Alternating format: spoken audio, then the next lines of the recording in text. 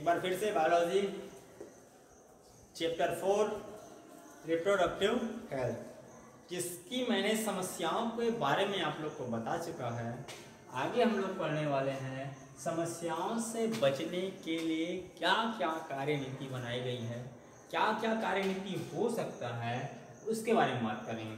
ठीक है, तो ये जो हमारा भारतवर्ष है, जो हमारा भारत देश है, ये पूरा विश्व में प्रथम ऐसा राष्ट्र है। ठीक है, भारत देश की बात कर रहा हूं मैं, प्रथम राष्ट्र है, प्रथम देश। ठीक है, जिन्होंने प्रजनन स्वास्थ्य से संबंधित ठीक है समस्याओं को निपटने के लिए कार्यनीति बनाई है। प्रजनन स्वास्थ्य संबंधित कार्यनीति बनाने वाला विश्व का प्रथम राष्ट्र, विश्व का प्रथम राष्ट्र, ये याद रखना आप लोग को, विश्व में प्रथम राष्ट्र है जिन्होंने प्रजनन से संबंधित स्वास्थ्य से संबंधित समस्याओं से निपटने के लिए कार्यनीति बनाई है। इसके लिए इन्होंने 1951 में, इसके लिए लगभग 1951 में इन्होंने परिवार नियोजन जैसे कार्यक्रम चलाए।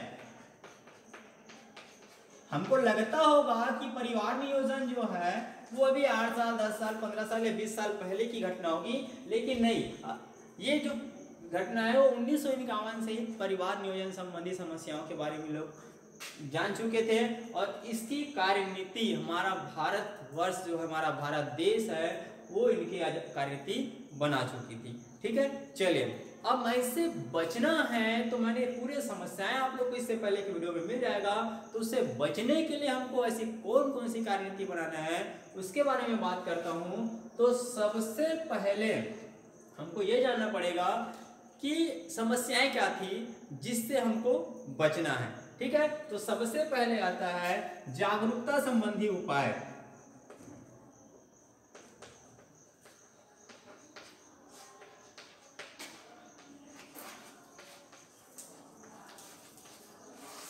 सबसे पहले तो हमको जागरूक होना है कि समस्याएं इस मैटर पे आ सकती है, ऐसे करेंगे तो समस्याएं हो सकती है जो हटाया जा सकता है। उन समस्याओं को हमारे द्वारा कैसे हटाया जा सकता है, इसके लिए हमारे भारत में कई लोगों के द्वारा जो कार्यनीति बनाया जा रहा है उनके द्वारा टीवी सीरियलों में आप लोग को कार्यक्रम देखने को मिलता है कि परिवार नियोजन से संबंधित बातें बताई जाती है।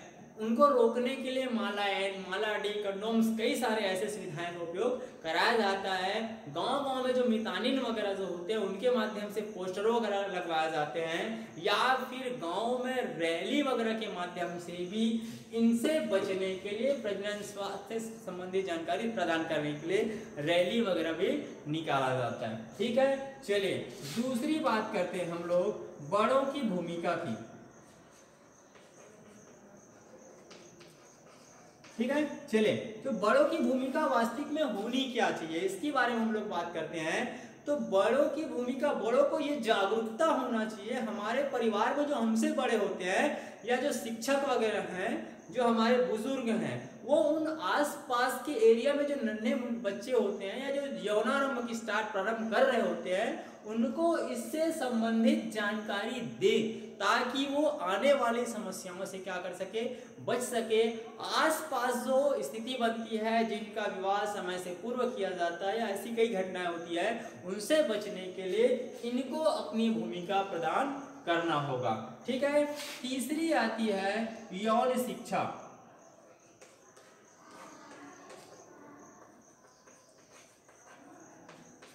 ये जो टॉपिक है इसमें हमारा कार्यनीति बहुत आगे निकल चुका है। जब हम पढ़ते थे तो उस समय इस प्रकार की यौन शिक्षा से संबंधित कोई भी जानकारी हमें कक्षा के माध्यम से, पाठ्य पुस्तक के माध्यम से नहीं दिया जाता था, लेकिन आज शिक्षा के क्षेत्र में ये जो शिक्षा जो दिया जा रहा है, ये यौन से संबंधित आप लोग 12th बायोलॉजी की क्लास खोलना, 1st, 2nd, 3rd, 4th, 5th, यहाँ आगे भी और आपको मिलेंगे।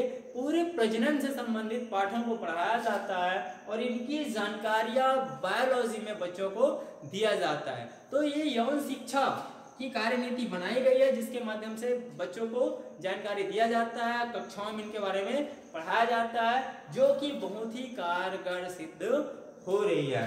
ठीक है, चलिए चौथी टॉपिक की बात करते हैं, परिवार नियोजन। चलिए मैं पहले ये तो बता दूं कि परिवार नियोजन होता क्या। ठीक है, परिवार नियोजन का मतलब होता है सीमित रखना।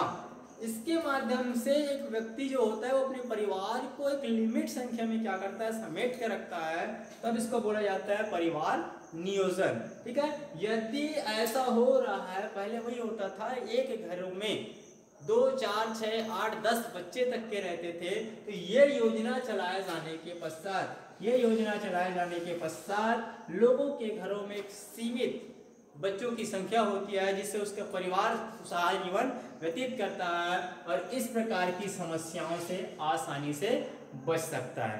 ठीक है, चलिए मैं आगे अब बात करना चाहता हूं कि जो परिवार नियोजन संबंधित हमको जानकारी लोगों को देना है, तो इसके लिए कई सारे सुविधाएं टीवी में भी आपको बताया जाता है, मितानिन गांव में होती है जो संदेश लेके आपके पास आती है, और हम विद्यालय में भी आपको अच्छे से इस प्रकार की जानकारी दे रहे हैं। ठीक है, चलिए 5वां पॉइंट जो हमारा है वो है हमारा सामाजिक कुरीतियां।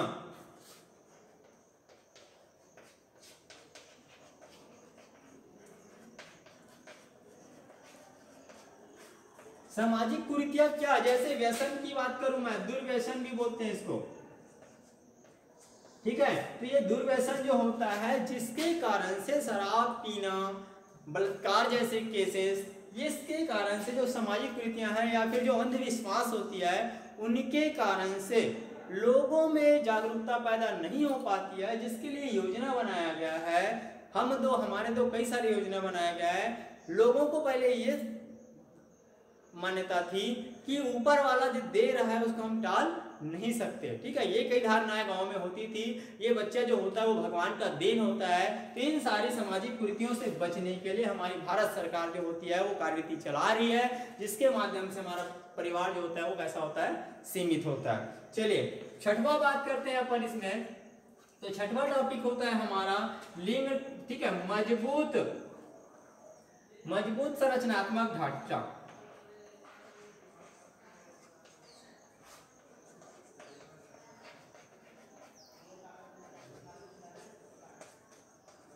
अब ये मजबूत संरचनात्मक ढांचा तो क्या चीज है जिसके कारण से हमको मजबूत संरचनात्मक ढांचा, तो भारत सरकार के माध्यम से वास्तविक में हम यह बात कर रहे हैं, गर्भवती स्त्री को इतनी सुविधा प्रदान कर दिया गया है, उसको जैसे ही गर्भ में होती है तब से लेकर हॉस्पिटल पहुंचाने से, हॉस्पिटल से घर ले जाने तक की सुविधा सरकार के द्वारा दिया जा रहा है। हर एक सुविधा उनको क्या आती है, मिलती जा रही है। मजबूत संरचनात्मक ढांचा का मतलब वही होता है कि एक स्थिति जो बच्ची और जो प्रसव के समय में उनको हॉस्पिटल सुरक्षित रूप से ले जाया जाता है, उनका सावधानी पूर्वक प्रसव कराया जाता है और उनको उनकी ही देखभाल में जितने समय तक बच्चा स्वच्छ ना हो जाए उनको रखा जाता है, और उनके पश्चात भी उसको क्या किया जाता है, होम तक के, उनके घरों तक क्या किया जाता है, पहुंचाया जाता है। ये बहुत अच्छी कार्यनीति चल रही है, जिसके कारण से जो स्वच्छ बच्चा पैदा होता है, जो एक उज्जवल परिवार का भविष्य बनता है। ठीक है, चलिए इस प्रकार हम बात कर रहे हैं मजबूत संरचनात्मक ढांचा। इसमें यह भी आ सकता है कि यदि वो महिला पहले से तैयार है ही नहीं, ठीक है, तो वो गर्भधारण कर पाएगी क्या, नहीं कर पाएगी। ठीक है, उसमें यदि वास्तविक रूप से मासिक जो मेंस्ट्रुएशन साइकिल अपन पढ़े थे, उसमें वास्तविक रूप यदि मासिक स्तर वो सही सलामत नहीं आ रहा है, तो क्या वो अपने आप के लिए मजबूत संरचनात्मक ढांचा बना पाएगा क्या, नहीं बना पाएगा। तो इससे बचने के लिए जो कार्यनीति बनाई गई है वो हम अपनी स्वास्थ्य से संबंधित रोगों से बचने के लिए बनाया गया है, ताकि हमें किसी भी प्रकार की जनन से संबंधित समस्याएं पैदा ना हो। ठीक है, 7वां टॉपिक हमारा आता है लिंग का निर्धारण।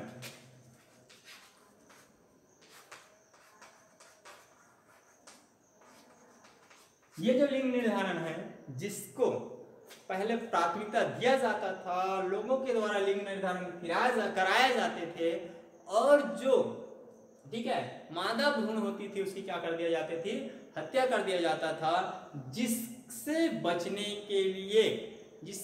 के लिए बहुत सारी योजनाएं चलाई गई, जैसे बेटी पढ़ाओ, ठीक है, बेटी पढ़ाओ ये योजना उनको चलाई जा रही है। मादा भ्रूण की हत्या पर रोक लगा दिया गया है, और सबसे बड़ी बात, इसको बहुत बड़ा अपराध माना गया है लिंग निर्धारण को। जिसके कारण से आज ऐसी कोई समस्या पैदा नहीं हो रही है, क्योंकि लिंग निर्धारण कराने के पश्चात वो मादा भ्रूण की हत्या कर देते थे, जिससे उसका गर्भपात हो जाता था।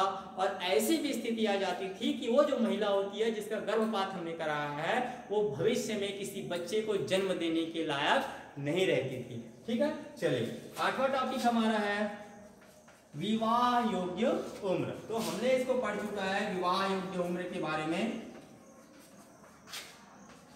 ठीक है, विवाह की उम्र भारत सरकार ने महिला की जो उम्र होती है उसको 18 वर्ष, और जो पुरुष की उम्र जो होती है उसको कितने वर्ष रख दिया गया है, 21 वर्ष रख दिया गया है, जिससे नई नई समस्याएं से बचने के लिए कारगर सिद्ध हुआ, ताकि वो महिला और वो जो पुरुष होता है वो जनन से संबंधित अपने आप की सुरक्षा, अपने आप की तैयारी पहले से कर लीजिए। ठीक है, तो ये रहा प्रजनन स्वास्थ्य से समस्याओं से बचने की